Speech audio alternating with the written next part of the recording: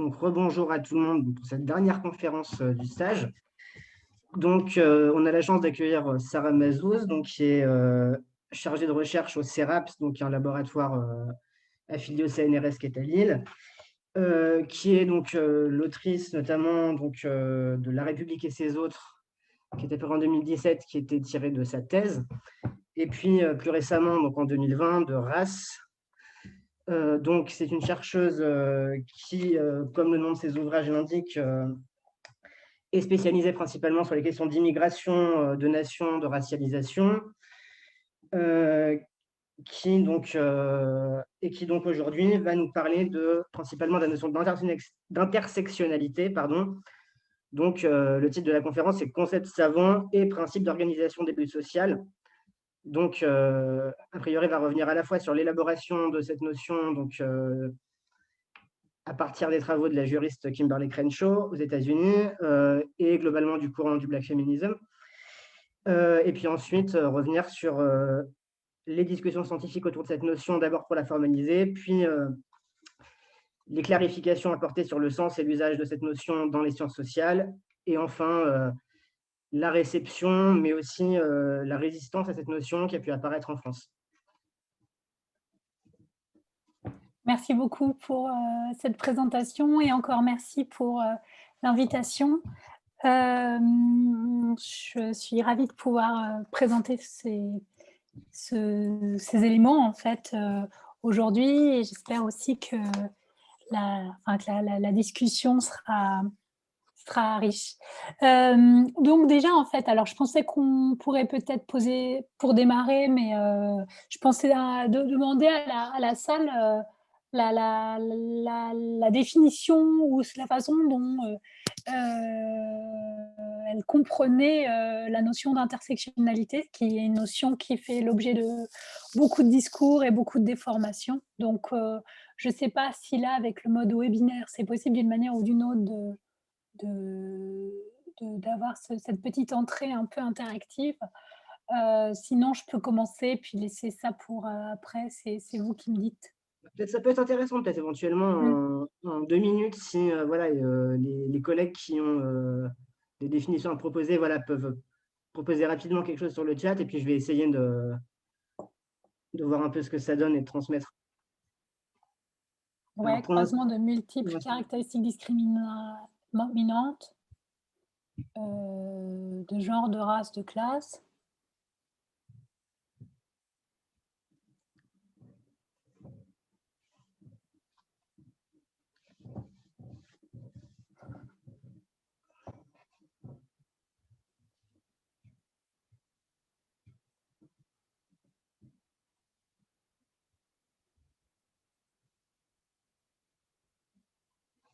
Mmh.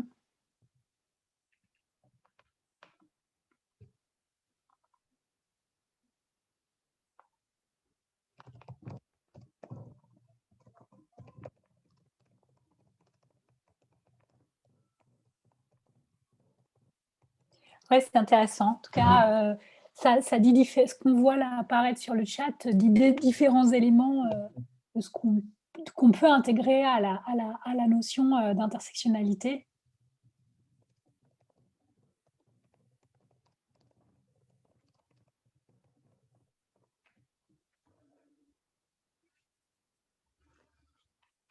Donc, oui, voilà, globalement, c'est ça. On a donc des choses sur multiplier les approches, croiser les hiérarchies, les différentes hiérarchies sociales. On a la façon dont les rapports de domination sont vécus par les individus de façon diverse, et le fait que certains vont en subir plusieurs à la fois.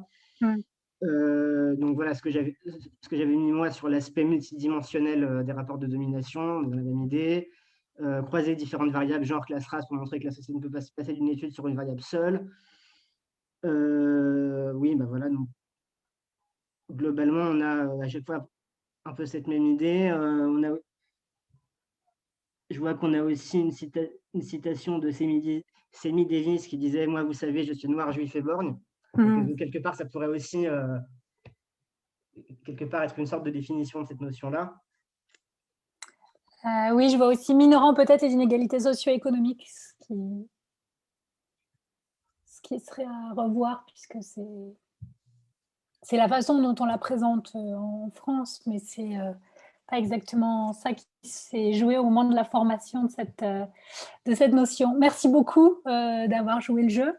En fait, pour commencer, quand on parle d'intersectionnalité, c'est une notion qui permet de complexifier l'analyse des rapports de pouvoir et qui a pour point de départ, en fait, avant même qu'on ne forge le mot, le concept, enfin le mot d'intersectionnalité, qui part d'abord d'une réflexion sur qui est le sujet du féminisme. Donc la notion d'intersectionnalité, si on veut l'inscrire dans une histoire, avant d'être une notion forgée par la juriste Kimberlé Crenshaw, sur laquelle je reviendrai plus tard, c'est d'abord un questionnement, avant même que le mot intersectionnalité ne soit utilisé, qui tient à un débat qui traverse le féminisme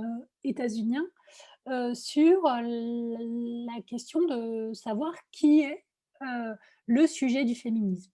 Et vous avez un texte en 1970 d'un collectif de féministes africaines-américaines, donc noires, majoritairement ou entièrement à mon sens, enfin j'ai un doute, mais en tout cas le texte insiste sur le fait qu'il s'agit aussi de femmes qui sont lesbiennes, et qui va critiquer ce qu'elles appellent, elles, le biais blanc de classe moyenne du féminisme mainstream américain. Donc, les membres de ce groupe qui s'appelle donc le Combahee Collective, River Collective, je vais vous l'écrire si je... Est-ce que je peux envoyer moi des messages? Ouais. Normalement, oui. Oui, je vous l'écris, peut-être c'est plus simple.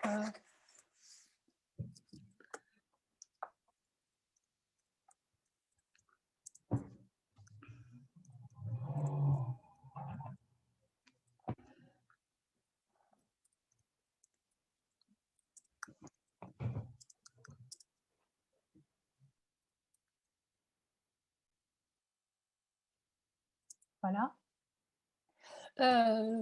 Donc, dans ce texte, ces femmes donc, qui sont noires, de classe populaire et lesbiennes vont essayer de pointer en fait un biais qui serait celui.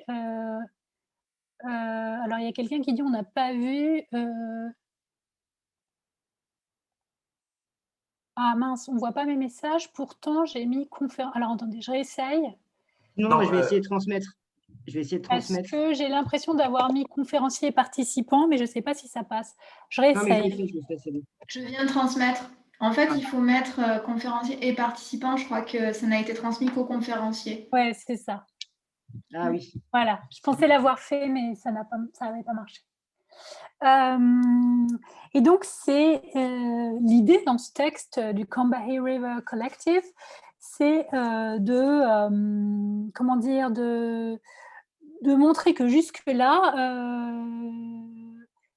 il y a un type de rapport, un type particulier de rapport de pouvoir auquel elles sont soumises, qui n'est pas pris en compte par le féminisme mainstream, qui considère uniquement les problèmes qui sont ceux de femmes blanches, plutôt de classe moyenne aisée. Et donc, l'idée, c'est pas que le problème de ces femmes blanches de classe moyenne est illégitime, mais ça veut dire que au sein du féminisme, il y a des problèmes que d'autres femmes rencontrent qui n'étaient jusque-là pas pris en compte.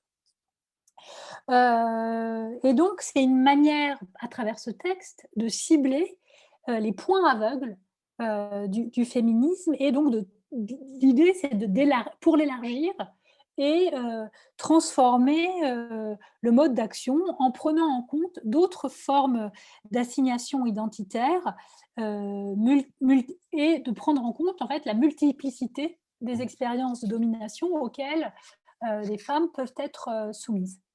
À ce moment-là, on n'utilise pas encore du tout le mot intersectionnalité, mais l'idée, c'est déjà ça, c'est-à-dire de voir comment dans certains cas, des dominations se croisent et ce que ça fait, de se dire, en fait, c'est déjà une façon de dire être femme et être noire, ça n'est pas la même chose qu'être une femme blanche.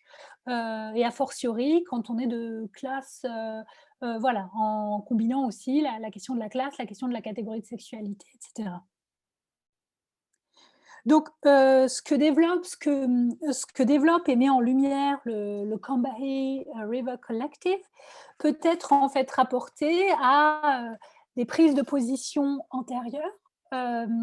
Celle, par exemple, on pourrait même faire remonter la question de l'intersectionnalité, même avant ce texte de 1977, à la façon dont, par exemple, la militante abolitionniste Sojourner Truth, je vais écrire si jamais les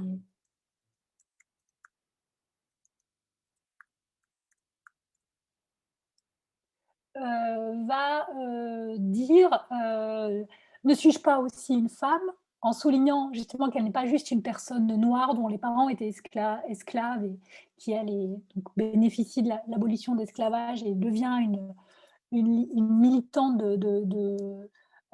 voilà, enfin, oui, une militante de l'égalité entre noirs et blancs.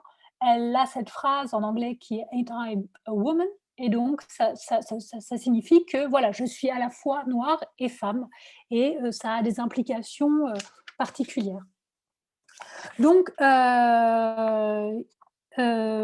voilà, ça c'est pour remettre un peu en perspective et montrer qu'en fait, cette question de l'intersectionnalité, elle puise sa source dans une réflexion longue, au croisement justement de la question de la lutte contre l'esclavage, puis contre le racisme, et de lutte aussi et de questionnement, de débat interne au féminisme.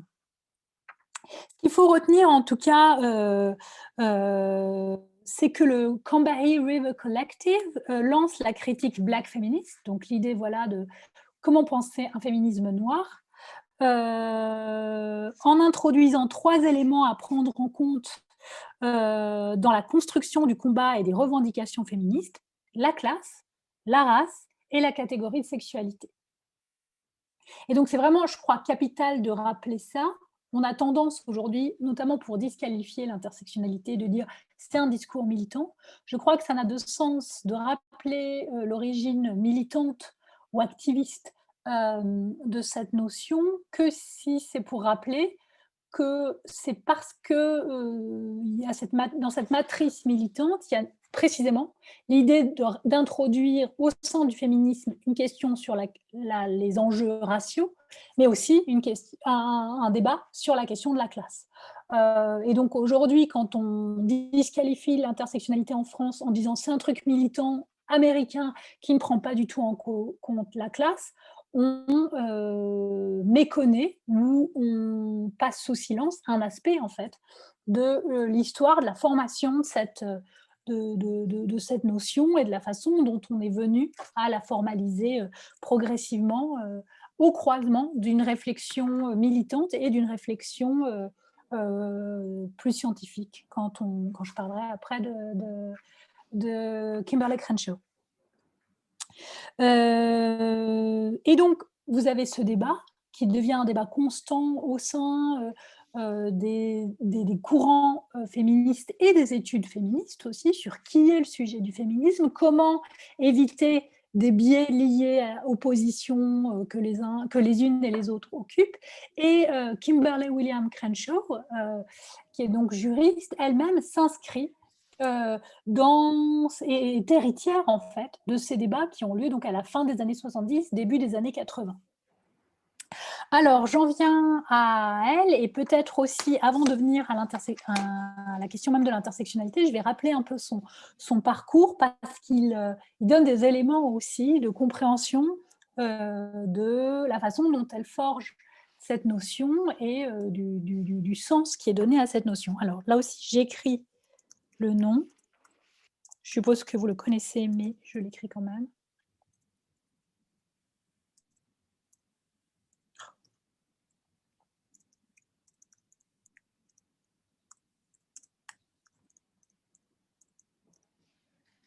Voilà. Donc, elle est née en 1959 et elle a comme formation, elle est à la fois diplômée de droit de l'université de Harvard.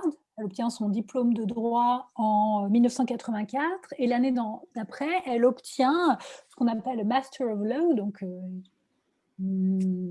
l'équivalent d'un diplôme de droit. Enfin, c'est ce qui permet après de se présenter notamment au barreau de l'université du Wisconsin, donc en 85.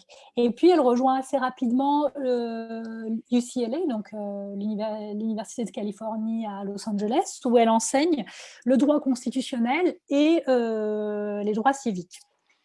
En fait, Crenshaw, au départ, elle contribue, enfin, elle participe en étant d'abord, enfin, elle passe par les universités où se joue à ce moment-là, dans les départements de droit, un débat sur la présence d'enseignants noirs dans les départements de droit. Et c'est autour de cette question-là que va émerger ce qu'on appelle aujourd'hui la Critical Race Theory, qui est en fait au départ un courant de réflexion qui naît d'une branche des travaux critiques au sein de droit, ce qu'on appelle les critical legal studies. Et là aussi, c'est toute une réflexion sur la place de la question raciale dans le droit, à la fois en prenant en compte le fait que le droit est un instrument de domination, de cristallisation des rapports de pouvoir, etc., mais aussi en se disant que le droit, c'est un instrument aux mains des groupes minorisés racialement, et donc il faut arriver à se l'approprier pour arriver à plus d'égalité entre les groupes raciaux. Et donc elle contribue, et d'ailleurs c'est dans les publications qu'elle continue de faire régulièrement, il y a un retour tous les 10 ans, tous les 20 ans, sur l'évolution, sur l'histoire de ce mouvement Critical Race Theory, où elle rappelle toute l'histoire, les enjeux autour, voilà, du recrutement de profs noirs à l'école de droit de Harvard, etc., et comment petit à petit ça a donné lieu à tout un courant, d'abord cantonné au droit, mais qui s'est après élargi à d'autres disciplines, donc d'études critiques de la race. En tout cas, ce qu'il faut peut-être là, c'est ce que je disais tout à l'heure, l'élément important, c'est qu'elle le redit dans un texte plus récent, elle dit il s'agissait de prendre acte que le droit est tout à la fois un discours de domination et, je cite, une arène au sein de laquelle il est possible de se saisir des règles de la subordination raciale et donc de la subvertir, enfin de la transformer, de la dépasser, d'en subvertir les règles. Autre élément important biographique, enfin qui fait écho justement après à son travail de théorisation autour de l'intersectionnalité, en 1991, elle fait partie de l'équipe d'avocats qui défendent la professeure de droit africaine-américaine Anita Hill, dont vous avez peut-être entendu parler, qui porte plainte pour harcèlement sexuel contre son ancien collègue Clarence Thomas, qui est juge noir également, candidat à la Cour suprême des États-Unis. Et donc, là aussi, c'est une des formes de politisation. Enfin, cette affaire est l'occasion d'une politisation très forte, dans un contexte par ailleurs de remise en cause des politiques d'affirmative action. Et elle révèle à sa manière aussi l'intrication des questions là, de genre et de race. Même s'il s'agit de deux personnes qui sont catégorisées comme noires, justement, on voit comment, à travers cette question-là, le genre, à travers cette configuration-là, pardon, le genre agit. Et bien sûr, ça va devenir après un élément central de la réflexion. Pardon ? Un élément central ça vient nourrir la réflexion de Crenshaw, qui, elle, a commencé à travailler sur les questions intersectionnelles un tout petit peu avant cette affaire Anita Hill. Je continue à vous donner juste des éléments biographiques pour votre information. En 1996, Crenshaw est nommé professeur de droit au département de droit de l'Université Columbia à New York. Elle fonde en 2011 le Center for Intersectionality and Social Policy Studies, qui marque en fait une nouvelle étape dans sa volonté de créer des passerelles entre recherche juridique et action politique.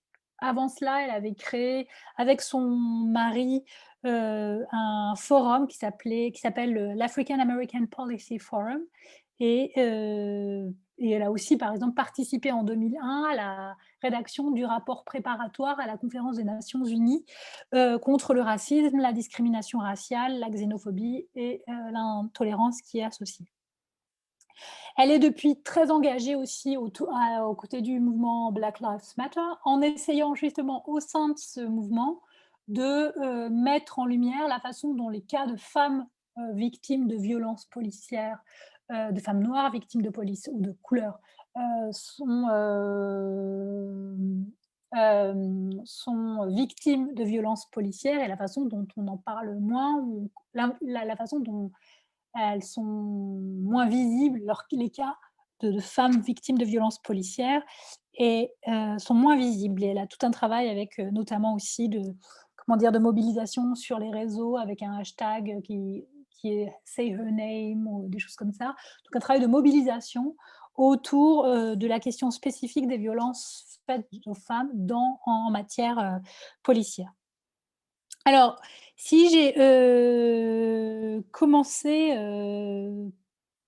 si j'ai insisté sur ces différents éléments, c'est parce qu'ils constituent en fait, à mon sens, l'arrière-fond à l'élaboration de la notion d'intersectionnalité, et qu'ils permettent de voir 2 éléments.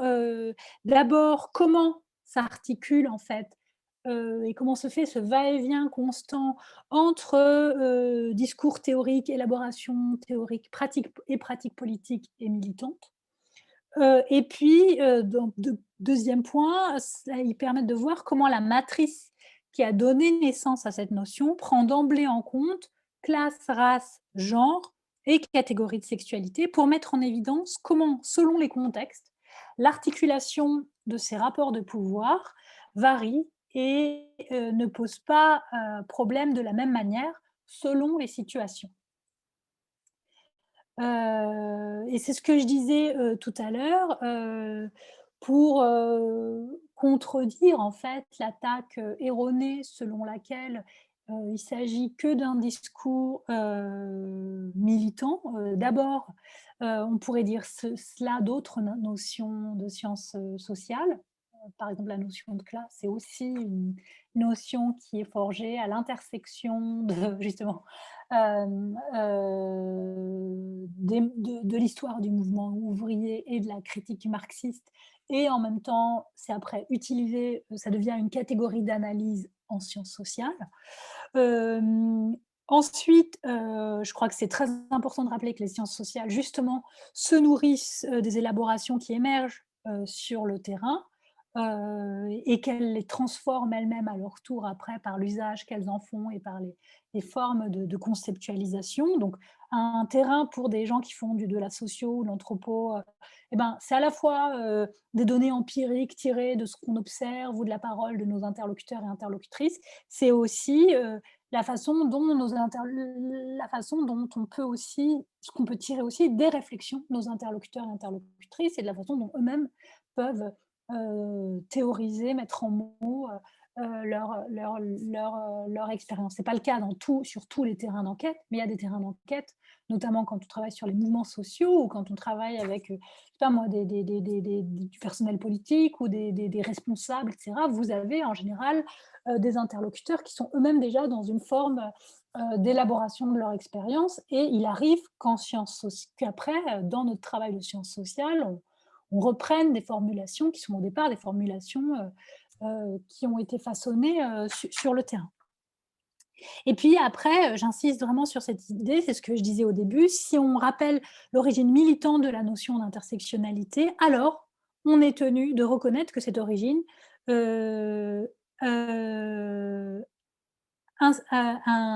insiste sur la nécessité d'articuler les rapports de pouvoir en introduisant notamment la question de la classe et celle de la race à la seule question féministe. De façon à, je le répète, déjouer dans un premier temps les rapports de pouvoir qui étaient eux-mêmes installés et rendus invisibles au sein du féminisme. Donc, et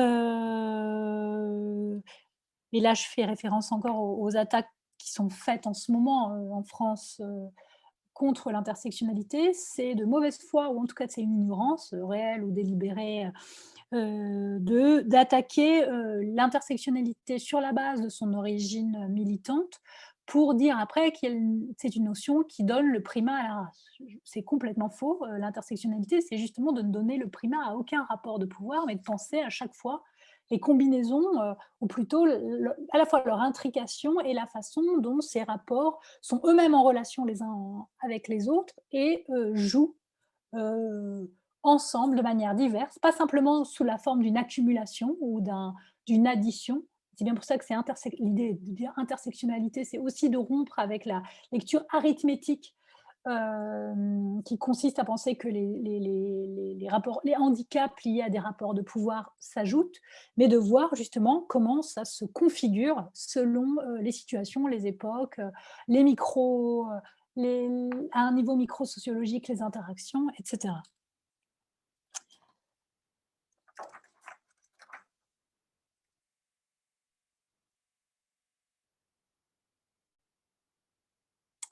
Alors, sur maintenant le travail conceptuel de Kimberlé Crenshaw est vraiment le moment où ouais, elle forge la notion d'intersectionnalité.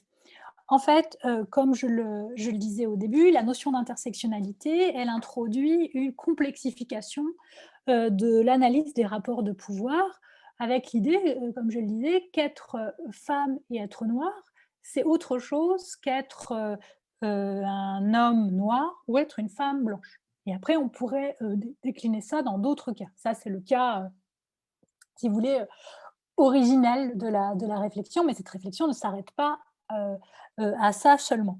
Et c'est ce que je viens de vous dire, le choix du terme exprime également cette volonté d'en finir avec une lecture strictement arithmétique de la domination qui consiste à penser qu'on ajoute et que donc quand on est une femme noire, pauvre, etc., un peu comme dans la phrase de Sammy Davis Jr. tout à l'heure, eh ben, les choses s'accumulent. En fait, ça ne s'accumule pas toujours. Il y a des fois où ça se renforce, il y a des fois où vous avez des effets d'annulation entre les rapports de pouvoir. Et puis même pour une même personne, selon les situations, les choses ne vont pas jouer de la même façon. Je peux vous donner d'emblée un exemple là, tiré de mes travaux, mais par exemple, dans mon enquête, quand mon enquête de thèse, je faisais du terrain en préfecture et parmi mes interlocuteurs et interlocutrices, il y avait une jeune femme, qui avait un poste de responsabilité à la préfecture, qui s'occupait des politiques de lutte contre les discriminations, qui était d'origine martiniquaise, racialisée comme noire, qui était jeune, donc très diplômée et qui venait, d'un milieu bourgeois, d'une famille bourgeoise de la Martinique. Alors selon les cas, c'est là où c'est intéressant aussi la question de prendre ces différents aspects, et de ne pas s'en tenir qu'à la classe ou qu'à l'âge ou qu'au genre ou qu'à la racialisation.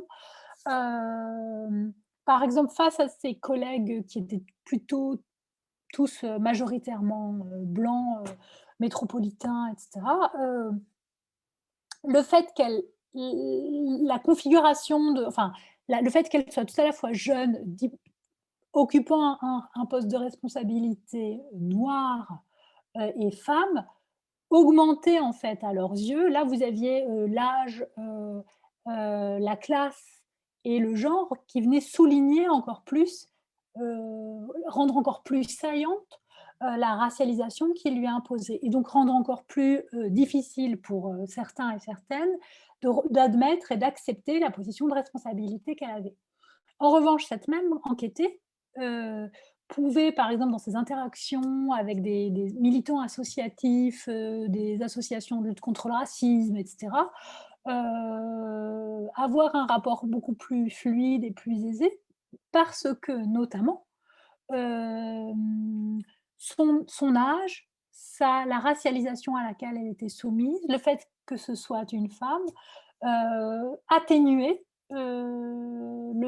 son statut, son statut professionnel, d'être représentante de la préfecture face à ces associations. Donc, vous voyez, il y a aussi comment dire, quelque chose de dynamique. C'est pas des identités qui sont figées, c'est d'abord plus des identifications et en plus, elles ne sont pas dans un rapport, constant et figé, les unes par rapport, aux autres, mais dans un rapport dynamique qui évolue selon le contexte dans lequel, on se trouve et on peut supposer que cette femme n'est pas du tout assignée à la même position quand elle est en Martinique ou par exemple si elle voyage en Afrique subsaharienne ou si elle est, au Maghreb ou si elle est encore dans un autre pays européen et cetera et cetera. Donc vous voyez, c'est aussi ça, l'intersectionnalité, c'est arriver, de l'intersectionnalité, c'est la capacité de saisir en fait à chaque fois, comment dire? D'avoir conscience de la labilité des formes d'identification et des assignations, dont on est tributaire, parce que voilà, on est tous pris dans les rapports de hiérarchisation qui structurent la société et de voir comment, selon, les situations, ça prend forme, ça se configure. Heu Donc l'idée, je reviens à Crenshaw, quand elle choisit de parler d'intersectionnalité, donc c'était justement pour rompre avec cette lecture arithmétique qui a justifié, cette, longue digression et donc le choix du terme intersectionnalité, en appelle à une attention aux configurations particulières dans lesquelles s'articulent et se recomposent mutuellement, les rapports de pouvoir. Heu, pour donner un autre exemple, c'est notamment, l'idée que les choses ne s'additionnent pas. On voit bien que, par exemple, le fait d'être un homme et d'être racisé joue davantage en votre défaveur dans les rapports avec la police que le fait d'être une femme racisée.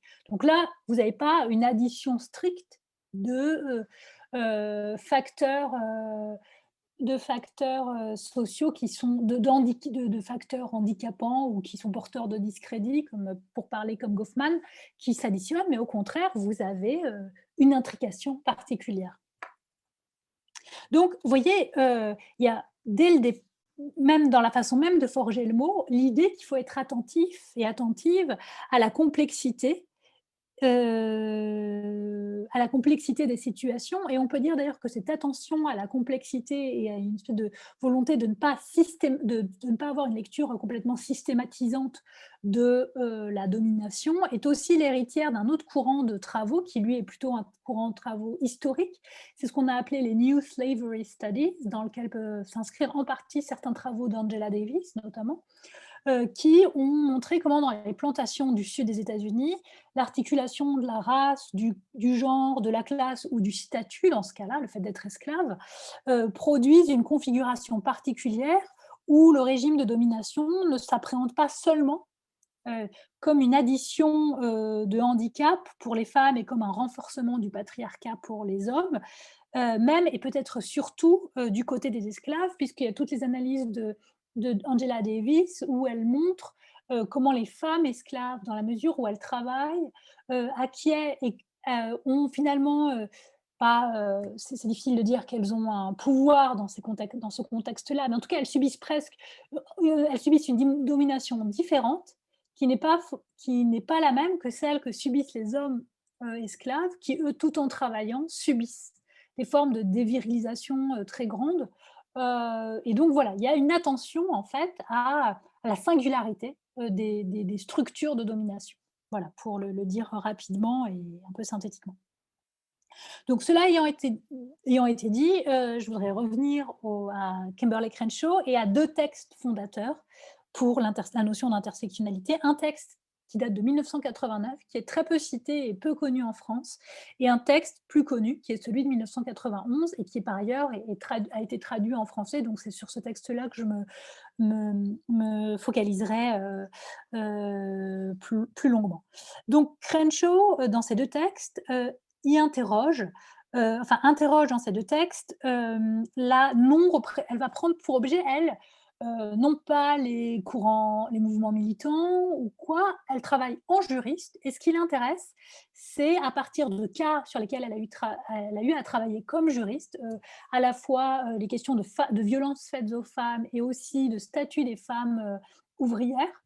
Elle interroge la façon dont, les catégories de l'action publique sur lesquelles après viennent se fonder ce qu'aux États-Unis on appelle les identity politics, dont les politiques de l'identité, c'est-à-dire les politiques antiracistes, les politiques antisexistes, etc., vont rater et passer sous silence l'expérience particulière de celles et ceux qui se trouvent au croisement de 2 rapports de pouvoir, chacun pris en charge séparément par une forme d'identity politics.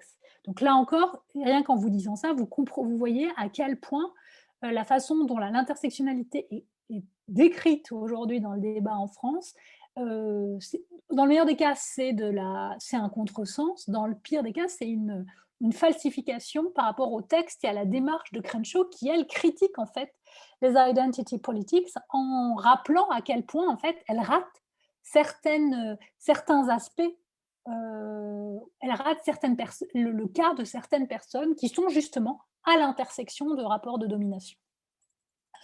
Et qui sont donc, ce qu'elle va montrer, c'est que ces politiques ne permettent pas de prendre en compte celles et ceux qui sont soumis à des formes croisées et plurielles de domination. Et c'est parce que c'est parce que ces catégories occultent le type d'oppression particulière à laquelle se trouvent soumises celles et ceux qui sont à l'intersection de plusieurs rapports de pouvoir, que ces catégories de l'action publique favorisent les groupes dominants. Donc c'est ça en fait toute la critique de Crenshaw, c'est de dire, quand elle parle d'intersectionnalité, elle dit 2 choses. Elle dit, en fait, quand on est à l'intersection, en général, les politiques pour nous ne se recroisent pas et donc on est mal pris en charge à chaque fois. C'est-à-dire que des femmes noires victimes de violences sont mal prises en charge par les groupes ou par les programmes qui prennent en charge la question des violences faites aux femmes et qui sont donc dans une démarche strictement féministe, mais qui perdent de vue la difficulté particulière dans laquelle se trouvent des femmes qui sont, elles, noires et qui doivent porter plainte contre leurs conjoints, leurs compagnons, etc., qui sont eux-mêmes soumis à des formes de discrimination raciale dans un contexte de racisme diffus et explicite.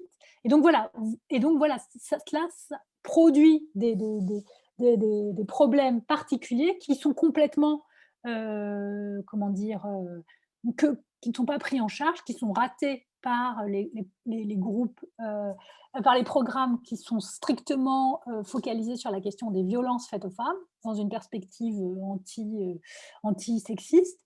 Mais de la même manière, quand ces femmes, et là je vous parle déjà du texte de 91 en fait, je suis plus tout à fait complètement mon plan. Et de la même façon, ces femmes, quand elles vont s'adresser à des groupes antiracistes, on va avoir tendance soit à atténuer, soit carrément à omettre, à occulter la violence sexiste à laquelle elles sont soumises de la part de partenaires qui peuvent eux-mêmes être racisés. Donc, dans le texte de 89, elle ne parle pas spécifiquement des violences faites aux femmes, mais donc le texte de 89 a pour titre Demarginalizing the Intersection of Race and Sex, a Black Feminist Critique of Anti-Discrimination, Feminist Theory and Anti-Racist Politics. Et dans le deuxième texte, donc celui de 1991, qui est plus connu, qui a pour titre Mapping the Margin, donc cartographie des marges, c'est le titre qui a été donné en français, et c'est là où elle met dans le titre intersectionnalité, puisque le sous-titre, le titre c'est Mapping the Margins, et le sous-titre c'est Intersectionality, Identity Politics and Violence Against Women of Color. Et donc, je me concentre sur ce texte-là. Donc, d'abord, comme je vous le disais, parce qu'il a été traduit en français et qu'il est paru donc, sous le titre Cartographie des marges, intersectionnalité, politique de l'identité et violence contre les femmes de couleur. Il est paru dans la revue Les Cahiers du genre, c'est le numéro 39, paru en 2005, et c'est les pages 51-82. Si vous voulez, je pourrais vous redonner les références après dans la discussion. Ensuite et surtout, parce que dans le contexte, comme j'ai déjà dit, dans le contexte des polémiques qui ont cours aujourd'hui en France, il me semble que ce texte est vraiment capital à connaître parce qu'il permet de montrer que la plupart du temps, ce qui se dit sur l'intersectionnalité révèle l'ignorance réelle ou délibérée de ses détracteurs et la non-pertinence de tropes qui sont plus normatifs qu'argumentatifs que ces derniers agitent, disant voilà, ça enferme dans des identités, c'est des identités figées, ça essentialise, c'est un truc américain de enfermement dans des identités qu'on oppose, etc. C'est pas du tout ça que dit Crenshaw.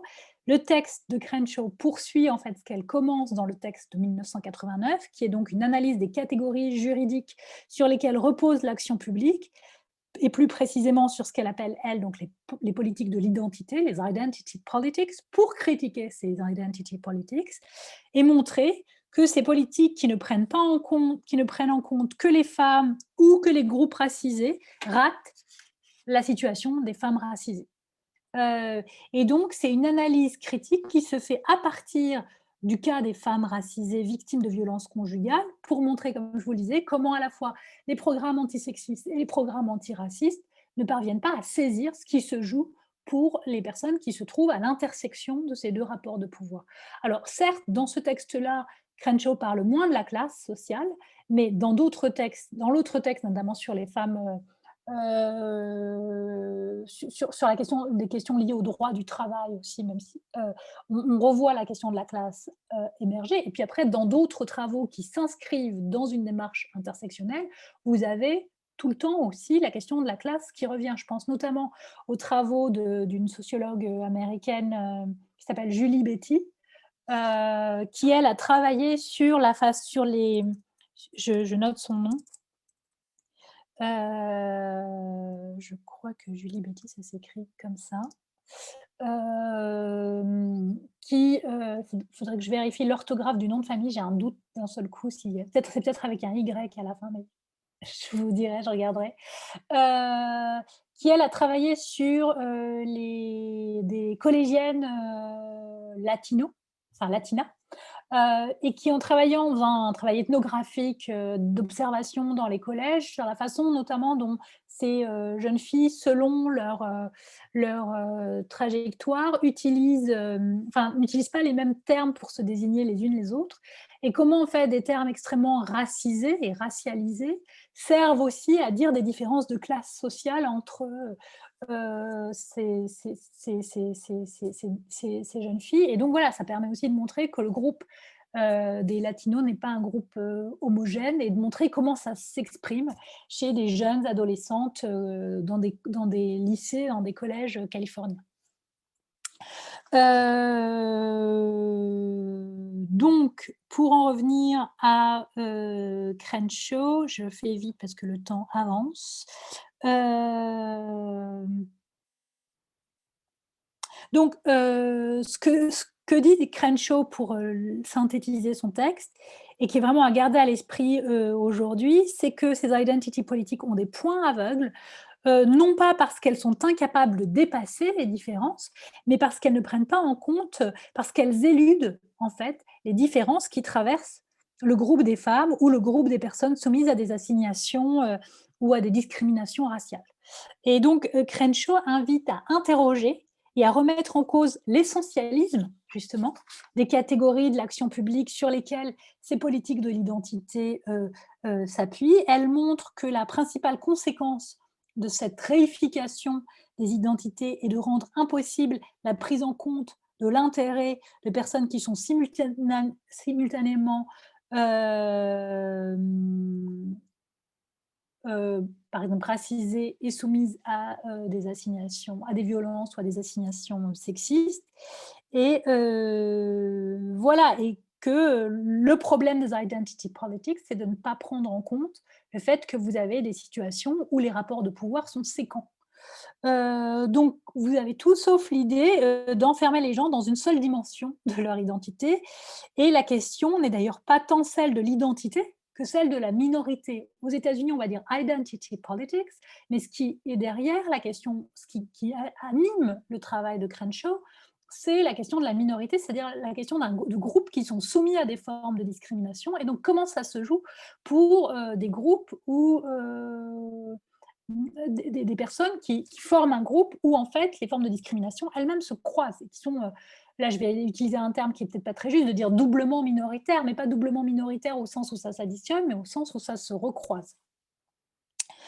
Donc, l'intersectionnalité, c'est partir du constat que quand on est au croisement de formes d'oppression, les catégories de l'action publique ne prennent pas en compte ce croisement, et que ce que ça induit de particulier, c'est un renforcement des types de domination que l'on subit.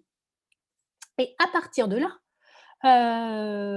vous avez un travail il y a un travail à articuler, enfin, il faut articuler à la fois, sur le plan, il y a une articulation qui se fait sur le plan scientifique et sur le plan de la recherche, c'est-à-dire, vous avez à partir du moment où après les textes de Crenshaw, vous avez un large débat qui traverse à la fois les critical race studies, mais plus largement les études féministes, les études, les Black Studies, plus largement même l'anthropologie ou voilà, puisqu'aux États-Unis, l'anthropologie, c'est aussi ça. Il y aurait aussi dedans les personnes qui font de la sociologie qualitative, puisqu'aux États-Unis, la sociologie est très quantitative. Mais donc, l'idée de voir comment on peut méthodologiquement mettre en action tirer bénéfice des critiques mise en évidence par les textes de Crenshaw sur un plan méthodologique et épistémologique pour pouvoir après travailler plus finement sur les rapports de domination. Et d'ailleurs aussi, c'est pour ça que je disais, c'est pas que la question des femmes noires et pauvres, mais à partir du moment où on commence à croiser, on peut voir aussi ce que ça fait du côté des dominants, c'est-à-dire ce que ça fait d'être un homme blanc qui dirige tel ou tel groupe ou qui a telle ou telle responsabilité, etc. À partir du moment où on commence à croiser, eh ben, on peut décliner ce geste de croisement dans différentes situations, de façon à mettre en évidence, au-delà de la simple question des catégories de l'action publique, les pratiques et la grammaire, la grammaire de la domination. Et après, vous avez une sorte de retour de l'intersectionnalité sur le plan politique et militant qui est à partir de l'idée que vous avez des groupes qui subissent des formes de domination croisées. Il y a aussi l'idée de former, non pas de former des croisements, mais là, à ce moment-là, plus en essayant de mettre en commun, donc de créer des causes communes ou des coalitions, en voyant ce qu'il y a de commun dans les oppressions distinctes que l'on vit, et donc à créer des passerelles entre les groupes. Et donc là aussi, c'est l'idée qu'il n'y a pas à avoir à mener des luttes systématiquement séparées selon le type de minorisation ou de discrimination à laquelle on est soumis, mais qu'il y a aussi la possibilité de créer, on dirait des convergences, des causes communes, mais aussi un bien commun. Et je crois que c'est aussi ça qui est important, c'est-à-dire que c'est peut-être aussi ça qui heurte. Moi, c'est un peu sur ça qu'en ce moment, j'essaie de réfléchir et de travailler.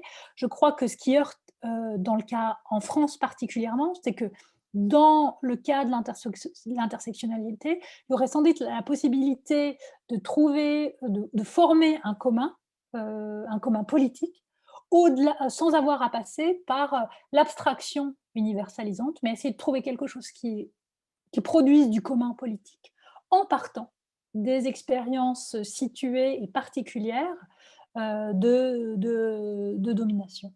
Voilà, je vais m'arrêter là. Je vous remercie de votre écoute et j'ai hâte de vos questions. Merci. Alors, donc, on va pouvoir passer aux questions. J'en ai déjà quelques-unes. Alors, la première question donc, qui est arrivée, c'est une question d'Olivier Louaille, qui a en fait même posé 2 questions finalement à la suite. Donc, la première, donc, il nous dit que personnellement, il est très déconcerté de voir des chercheurs comme Stéphane Beau ou Gérard Noiriel s'engager dans ce qu'il qualifie d'une croisade contre les approches en termes d'intersectionnalité. Et donc, il demande, est-ce que dans une certaine manière aussi, et ça c'est une remarque que je partage, est-ce que finalement, pourtant, dans la France des Belloumi, Stéphane Beau, il n'adopte pas une approche intersectionnelle sans dire puisqu'il essaye là-dedans de comprendre comment l'articulation de différentes variables sociales, dont la classe, le genre, l'origine migratoire, et les processus de racisation dont les différents membres de la famille sont l'objet, mais aussi d'autres variables comme la génération, le lieu d'habitation, etc. Comment tout ça produit des trajectoires sociales différentes entre pourtant des membres d'une même famille, des membres de la même fratrie. Ou bien est-ce que vous pensez que c'est différent parce qu'il ne réfléchit pas nécessairement en termes de rapports sociaux de domination? Je réponds à chaque question, c'est Je peut-être pense que mieux. c'est plus simple, oui, de faire une par une. Ouais. Alors moi, je ne pense pas du tout que Stéphane Beauf travaille de manière intersectionnelle. Il aurait tout le matériau pour, mais d'abord, il y a un problème, c'est que il y a d'abord une posture épistémologique qui est celle de pas du tout réfléchir à la position que lui occupe, à ce que ça engage de travailler avec celle qui est son informatrice, en fait, déjà. Ensuite, il y a quand même dans la France des Belloumi, si je me souviens bien, quand même un assez fort déni des rapports de racialisation et de racisation, et une requalification assez grande des propos d'enquêtés qui pointent cette question-là, notamment les frères de son informatrice, certains des frères. Je pense que sur les rapports de genre aussi, c'est un peu compliqué parce qu'il y a quand même là aussi une espèce de, comment dire, d'entériner enfin comment dire, oui, d'entériner le rapport de pouvoir de genre, puisque finalement il y a aussi dans mon souvenir une critique très forte de la position de la mère des Belloumi, et de justification constante du rôle du père. Donc, je dis pas que quand on est intersectionnel, il faut taper sur les pères et dire que les mères et les femmes sont des héroïnes, mais je trouve que du coup, c'est une posture de recherche qui n'est pas celle-là. Puis après, épistémologiquement, travailler juste sur se penser comme le porte-parole des personnes minorisées, sans le penser, sans le thématiser méthodologiquement et dans la façon dont on construit son travail, c'est quand même très dangereux. Enfin, c'est quand même problématique. Après, bien sûr, on comprend pas, et surtout qu'ils pourraient juste continuer à faire ce qu'ils font sans nous faire part des espèces de jugements à l'emporte-pièce qu'ils assènent constamment sur ces travaux. Moi, je pense qu'il y a quelque chose, tout simplement, ils ne connaissent pas ces travaux, ils en parlent sans les avoir lus. On a beau leur dire, ils n'ont pas l'air de continuer, ils continuent de dire la même chose. Je pense que ça tient au fait aussi que, tout simplement, ils lisent peu de travaux qui ne sont pas francophones.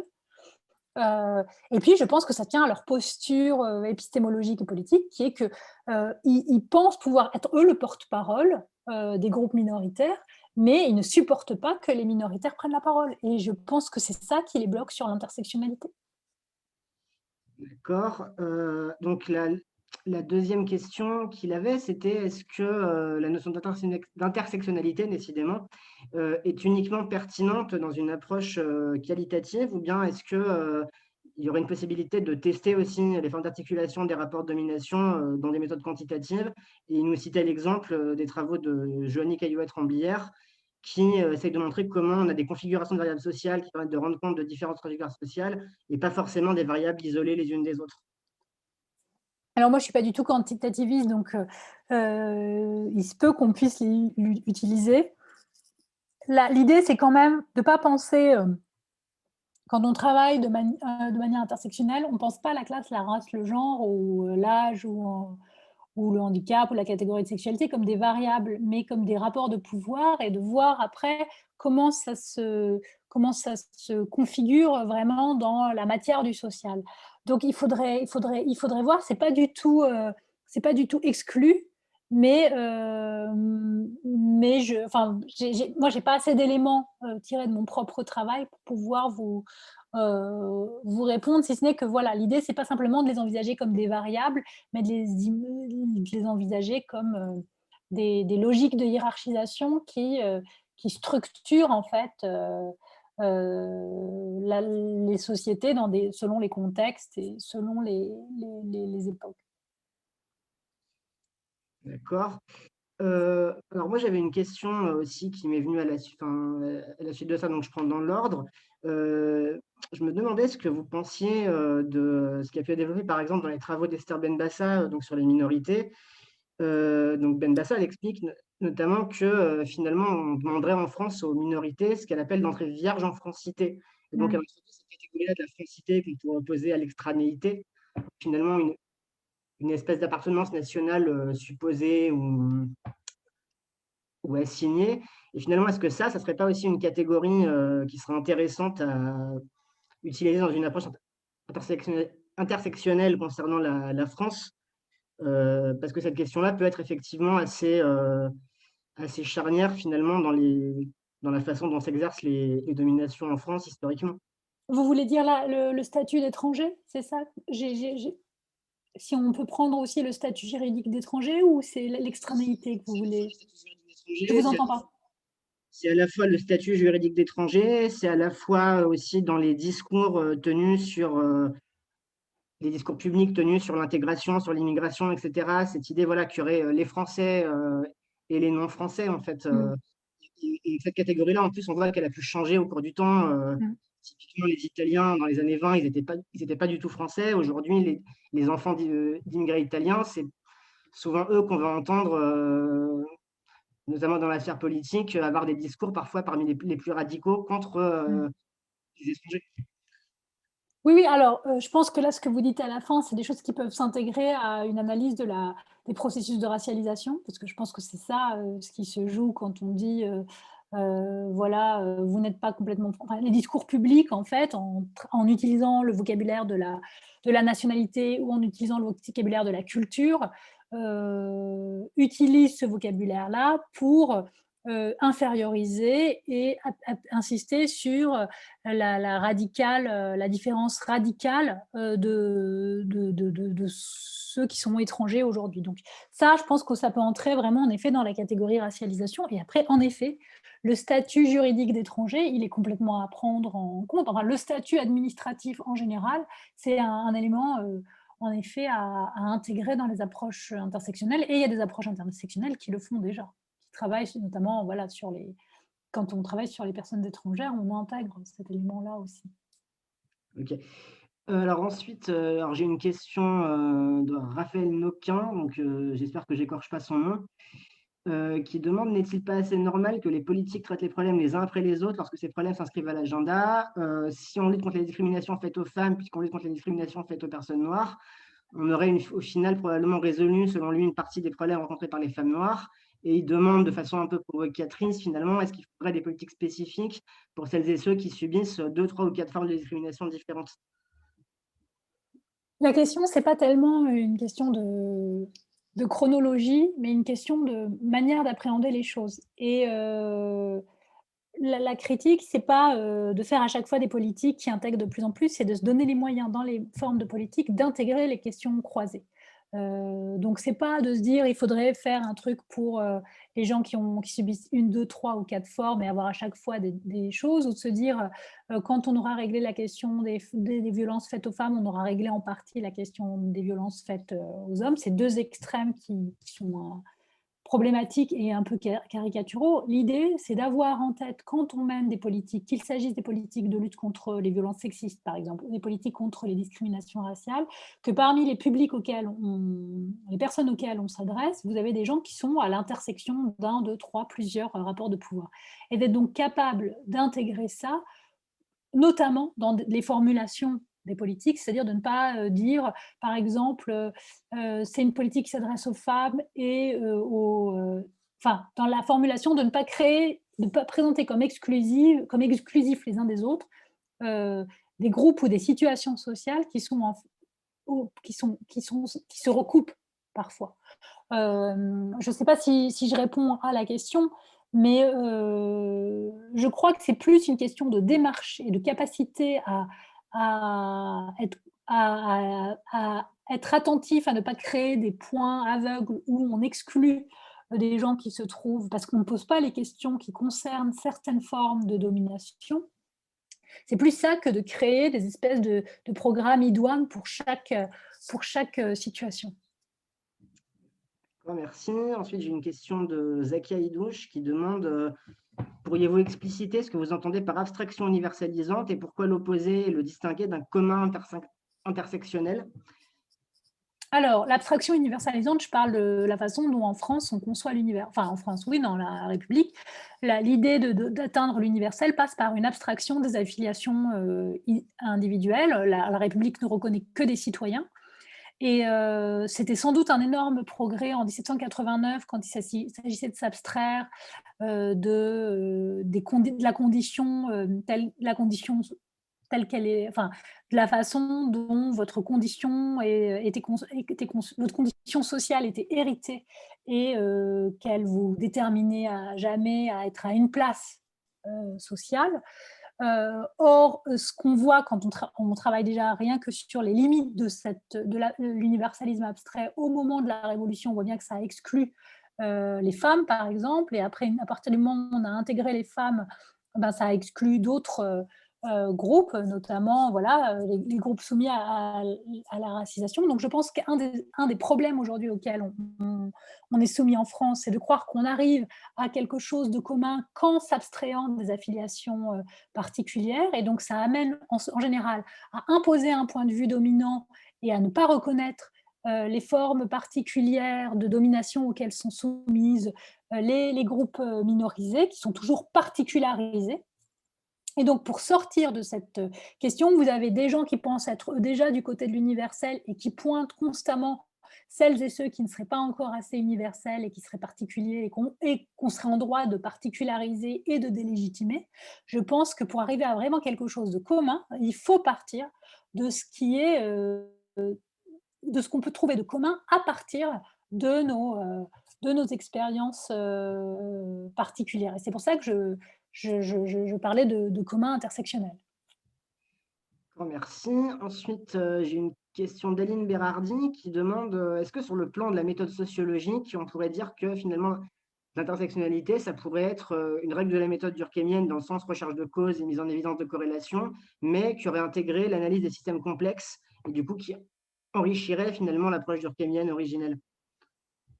Si vous voulez absolument rapporter ça à Durkheim, pourquoi pas? Après, il y a des choses qui sont tout à fait valables et qui sont sociologiques, sans qu'on ait besoin de bien sûr, ça enrichit Durkheim, mais ça n'a pas besoin d'être, rapporté à la méthode, du durkheimienne. Après, c'est aussi une approche, scientifique et sociologique, voilà. Après, si vous trouvez que ça a du sens de le rapporter à Durkheim, pourquoi pas?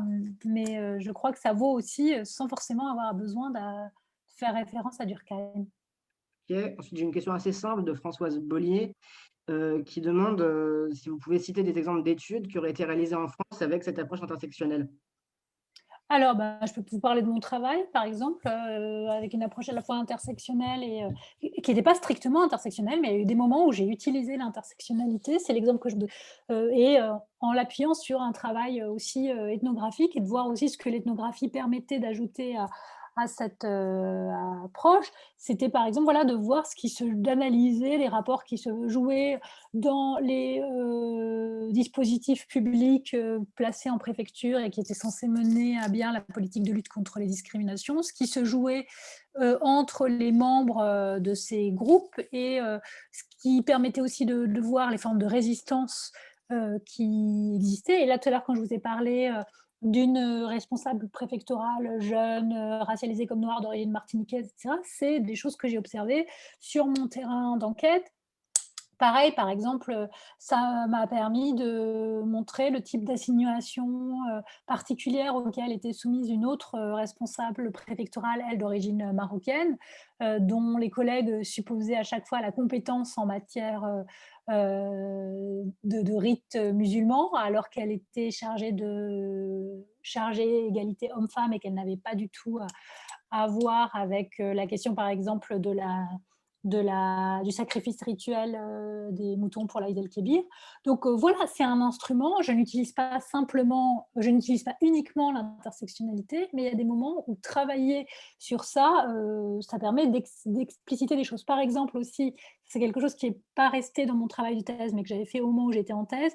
J'avais fait des entretiens avec des jeunes susceptibles d'avoir été d'être victimes de discrimination raciale et que j'avais rencontrés dans un centre d'insertion professionnelle juste après les émeutes de 2005 et dont certains avaient participé aux émeutes de 2005. Et en fait, une des questions pour moi, c'était de me demander pourquoi les femmes, les jeunes femmes n'avaient pas participé activement, en tout cas, aux émeutes. Et c'est la première fois, en fait, à ce moment-là, que j'utilisais l'outillage intersectionnel qui permettait de voir notamment comment ces jeunes femmes soutenaient les émeutiers, mais ne prenaient pas part complètement parce que il y avait tout comment dire,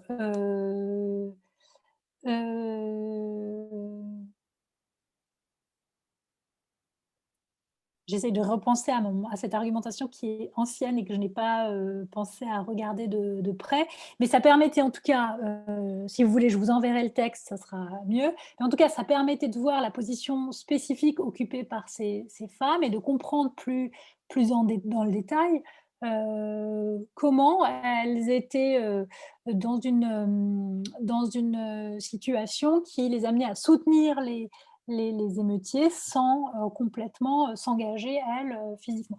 Vous avez aussi, par exemple, le travail, je pense à ça, le travail de Christelle Hamel sur les tournantes, par exemple, où elle montre aussi comment, dans la condamnation, comme on subit, il y a une forme de racialisation de la condamnation des violences sexistes, ça rend plus compliqué pour les jeunes femmes racisées de prendre position contre les violences sexistes. Et là aussi, c'est une façon de regarder ce qui se joue pour des personnes qui sont au croisement et comment, du coup, elles vont réagir à un état donné du débat et des discours publics sur telle ou telle question. Je ne sais pas si j'ai répondu suffisamment à cette question, mais je peux y revenir si vous le souhaitez.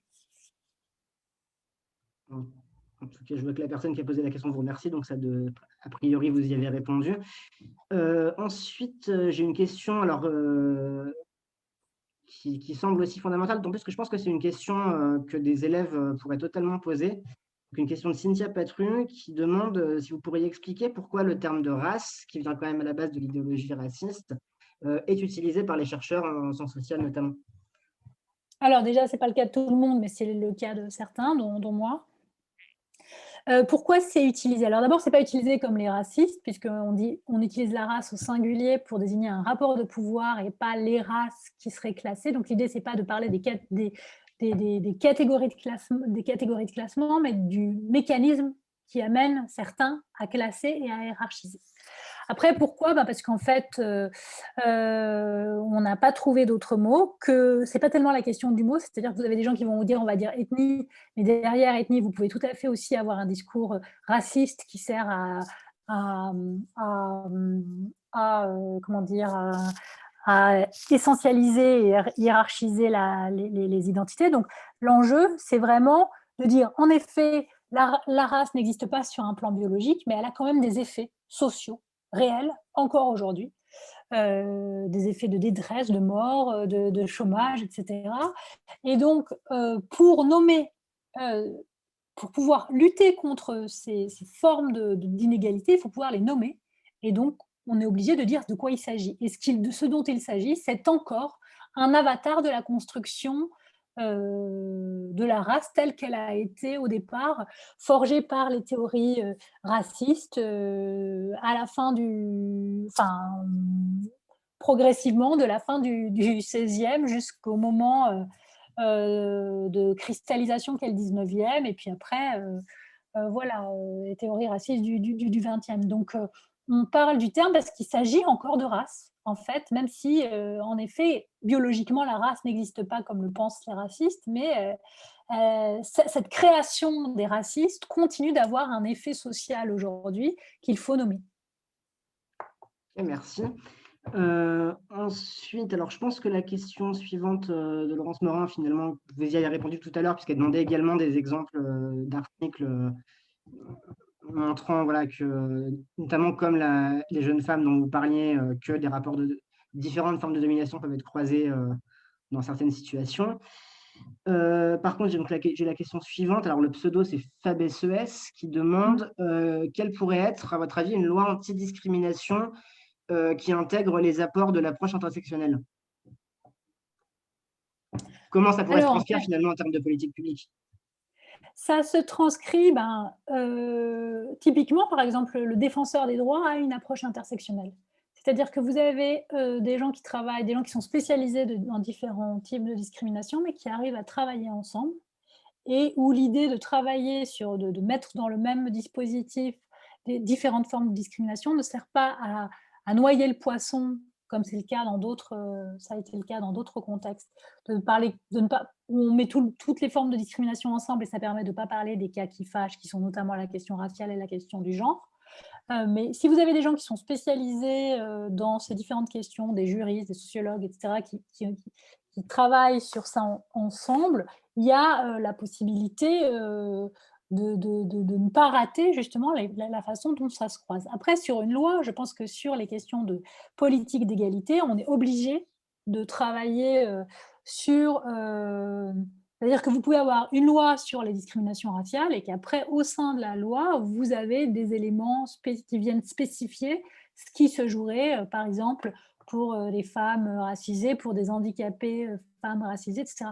Je crois que c'est comme ça, c'est-à-dire qu'on aurait quand même besoin, moi je ne suis pas juriste ou parlementaire, mais il me semble que si on avait à faire une loi qui intègre l'approche intersectionnelle, il faudrait arriver à jouer à un équilibre entre le fait de bien définir l'objet précis, l'objet premier de cette loi, et puis après la façon dont, par cet objet premier, on arrive quand même à prendre en compte le cas, des personnes ou des groupes qui se trouvent à l'intersection de plusieurs rapports de domination. OK, merci. Alors ensuite, j'ai une question, de Saïd Driouche qui dit qu'il ne comprend pas très bien, en quoi, l'intersectionnali excusez-moi, dans l'intersectionnalité, le fait d'articuler les rapports de pouvoir et de domination ne revient pas, comme vous le disiez tout à l'heure, à simplement faire l'addition de ces dominations. Il trouve que, enfin, pour l'instant, il n'a pas compris en quoi c'était pas simplement une dimension très arithmétique, finalement, des dominations et donc il vous demande d'expliciter en quoi, vraiment ce serait plus qu'une addition simplement de ces dominations. Ben, c'est l'exemple tout à l'heure que je donnais sur les violences policières.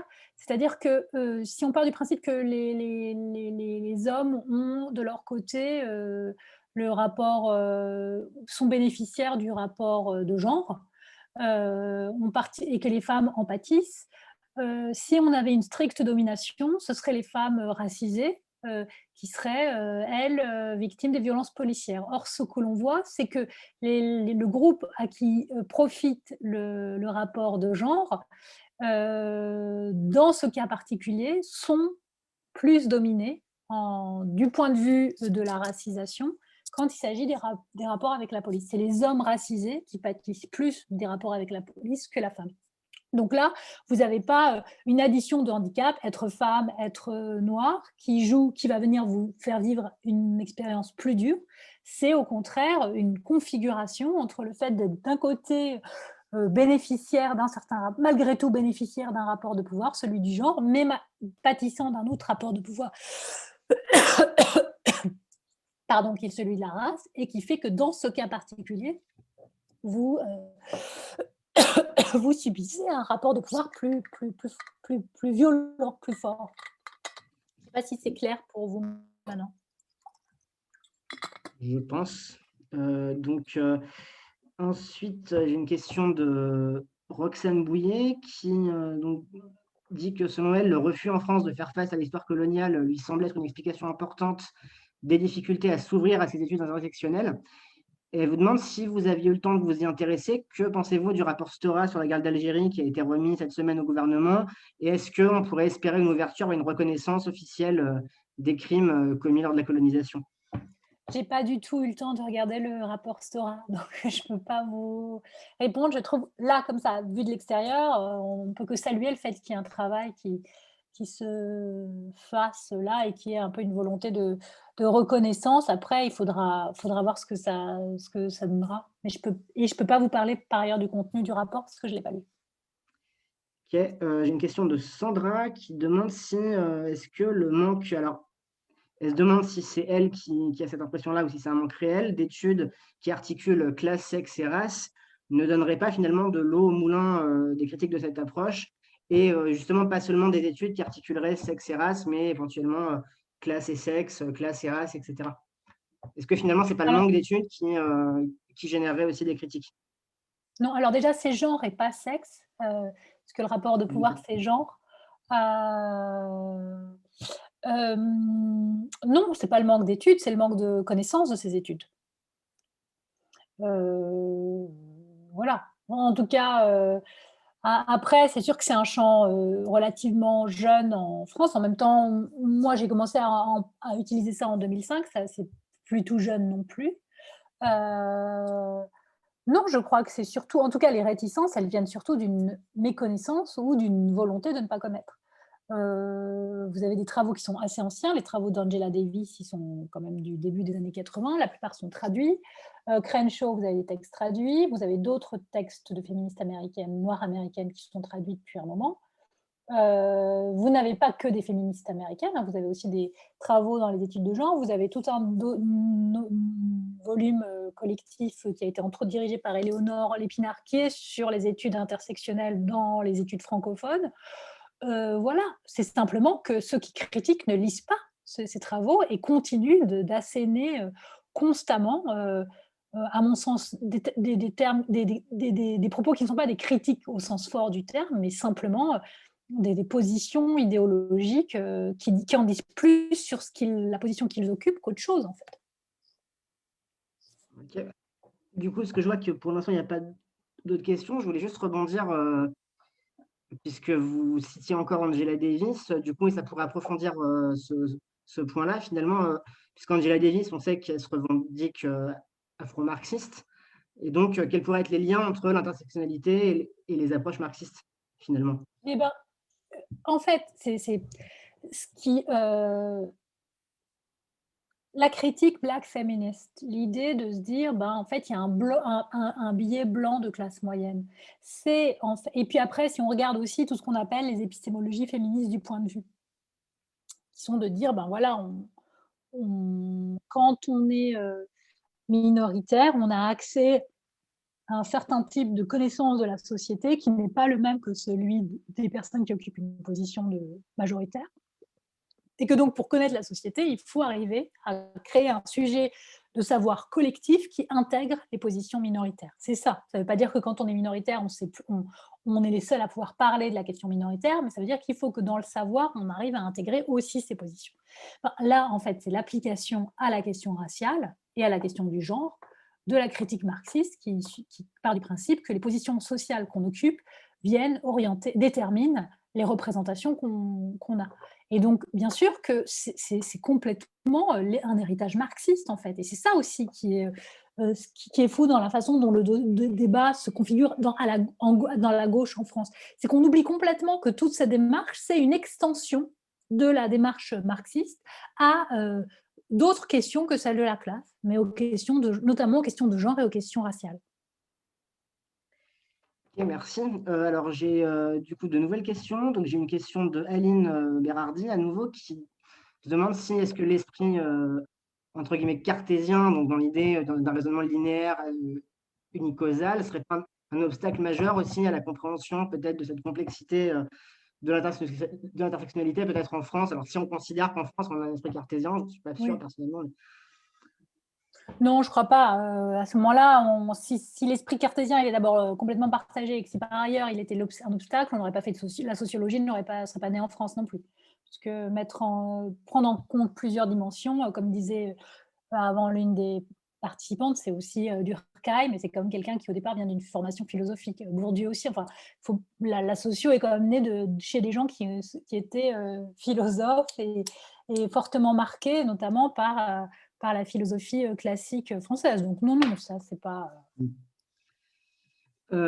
Alors ensuite, heu, j'ai une question de Dom qui demande est-ce que aussi les critiques et les réticences à cette approche intersectionnelle en France ne viendraient pas du fait que cette approche est assimilée au mouvement dit identitaire, qui peut-être en apparence au moins exclurait la dimension de classe pour se concentrer sur d'autres dimensions dans leurs revendications. Mais vous y avez répondu finalement. J'ai déjà dit non, non, en fait, c'est pareil, je vois là une question sur l'idée que c'est, l'approche intersectionnelle enferme les individus dans une identité apparente. Ben non, en fait, c'est pas ça du tout. Ceux qui disent ça n'ont pas lu les textes et ne comprennent pas de quoi il s'agit. Voilà. Je vais pas le redire 50 fois, mais c'est ça en fait. Alors ensuite, donc effectivement, bah, du coup, la question de Régis, effectivement, est encore dans les mêmes idées. J'ai une question de Françoise Bollier qui demande donc comment l'intersectionnalité se traduit en politique dans les programmes des partis ou est-ce qu'elle est totalement ignorée par les partis politiques? En France, vous voulez dire ou en Elle n'a pas précisé, donc je suppose en France, mais peut-être aux États-Unis, vu ben que c'est non, plus en ancien, France. comment c'est plus. Aux États-Unis, je pourrais pas tellement vous dire. Je suppose qu'il y a des choses, ne serait-ce que dans les discours de candidats, d'arriver à essayer de prendre en compte, voilà, le fait, d'avoir, ben, je sais pas moi, par exemple, choisir une femme noire, en tout cas penser comme, noire, même s'il est pas descendant d'esclaves, comme vice-présidente, c'est une façon de mettre en acte quelque chose qui recroise, plusieurs formes de minorisation. Après en France, bah, il y a rien sur cette question, à ma connaissance en tout cas. Peut-être qu'il y a eu des choses au milieu chez Génération, mais encore je suis pas sûre. Ok, j'ai une question de Zakia Idouche qui demande si on peut vraiment faire un parallèle avec les situations de domination aux États-Unis, marquées évidemment par l'histoire de l'esclavage et l'histoire coloniale française. Est-ce que notamment en France, il n'y aurait pas la question du religieux et en particulier de l'islam comme manque potentiel aussi pour avoir une approche spécifique de la situation française? Alors moi d'abord, enfin, je suis d'accord qu'il y a des choses spécifiques à la situation française. Après, je pense qu'il faut arrêter de penser que la France et les États-Unis sont si différents. Je pense que de la même façon, la France a une histoire, esclavagiste, sauf que c'était pas en métropole. Après, il y a quand même aussi, dans les 2 cas, c'est un peu les 2 grandes révolutions du XVIIIe siècle qui se sont aussi appuyées sur des formes de domination extrême, notamment l'esclavage. Donc, je crois qu'il y a vraiment une histoire politique, si on se place du point de vue de l'histoire des idées et de l'histoire de l'évolution des institutions politiques, il y a une très grande proximité, en fait, entre la France et les États-Unis. C'est aussi des grandes démocraties qui continuent d'être des régimes fortement présidentiels. Enfin voilà, il y a plein de choses qui, malgré le fait qu'on soit dans une espèce d'opposition des modèles, rapprochent énormément les modèles. Et par ailleurs, les États-Unis ont une histoire coloniale qui ne dit pas son nom. Si on pense par exemple à Porto Rico ou plus largement à l'histoire impérialiste des États-Unis. Après, pour penser en effet la spécificité de la façon dont la question raciale prend forme en France, il y a en effet plus qu'aux États-Unis la question de l'islam qui vient jouer dans les formes qui est à comprendre dans les formes de racialisation aujourd'hui, puisque en fait les musulmans en France ne sont pas simplement victimes de discrimination religieuse, c'est-à-dire de discrimination qui les empêcherait d'avoir accès à leur lieu de culte ou des choses comme ça, mais ils sont aussi constitués comme un groupe, pensé comme radicalement différent, menaçant pour les valeurs de la République et l'intégrité de la société, et par ailleurs infériorisés comme un cas, parce qu'ils sont, moi je l'ai vu dans mon enquête de thèse, notamment sur la partie pratique de naturalisation, il y a l'idée que voilà, les musulmans, et ça c'est un héritage colonial par ailleurs, incarnent une forme d'arriération, que ce soit par le traitement que l'islam ferait subir aux femmes, que voilà, donc que ce soit, l'idée de la polygamie, et cetera. Il y a plein de choses qui seraient, dans l'islam intrinsèquement des marqueurs d'arriération, sociale et de radicale différence, avec la France. Donc en effet, je crois qu'un des éléments importants pour comprendre, la façon dont la racialisation se configure en France, c'est de prendre la façon dont, on conçoit, la question, de l'islam. Voilà. Ok, alors, après, il n'y a pas forcément de nouvelles questions. Je vois que c'est plus des remarques, qu'est-ce qui a pu être dit. Alors, s'il y a Françoise Bonnet du coup, qui précisait sa question sur les partis, en fait, elle pensait finalement au fait que les partis semblent ou bien se concentrer sur la domination de classe pardon, ou bien celle de genre, mais que finalement défendre les deux en même temps ne semblerait pas possible, qu'il y aurait un antagonisme dans la structuration finalement des discours politiques en France. Alors moi, j'ai l'impression qu'en fait, la question déjà la question de la classe, malheureusement, elle est assez peu assumée, même si dans les partis de gauche aujourd'hui en France. Et après la question du genre, le problème, c'est qu'elle fait l'objet d'un discours lénifiant, qui tend à faire croire que l'égalité de genre est complètement réalisée en France et que le problème ne viendrait justement que des musulmans ou, de l'extérieur. Donc il y a ces 2 éléments, c'est-à-dire qu'il faudrait arriver à penser une politique, de l'égalité qui assume, en tout cas chez les partis de gauche, l'actualité de la question de la classe, mais qui arrive à intégrer, d'autres éléments, notamment la question raciale et la question du genre, indépendamment, en reprenant, en redonnant à ces questions, leur dimension critique, qui consiste à ne pas croire que là, tout est déjà réalisé et on était tranquille, mais de montrer de continuer à faire que ces questionnements agissent comme des aiguillons qui permettent d'arriver à une société plus juste et pas de croire on a déjà réalisé la justice complète, quoi. Et alors, il y a une autre question d'Olivier, du coup j'étais passé parce que là, il avait dit s'il n'y a pas d'autres questions, que je la pose. Donc il demandait si, à votre avis, il y a des différences entre l'approche de Daniel Kergoat en termes de consubstantialité des rapports sociaux et l'approche intersectionnelle? Ou est-ce que Le finalement ces 2 problème, façons d'appeler, on pourrait dire que c'est 2 façons. Après, il y a chez Kierkegaard, il manque quand même la race. C'est-à-dire qu'elle a beau prendre en compte, le statut particulier des ouvriers algériens et ce qui se joue entre ouvriers au moment de la guerre d'Algérie, elle va pas jusqu'au bout. Alors, en effet, elle a une très forte intuition qui est de dire, tout ça est intriqué, tout ça est entremêlé, mais elle va pas jusqu'au bout de l'intuition sur la question raciale.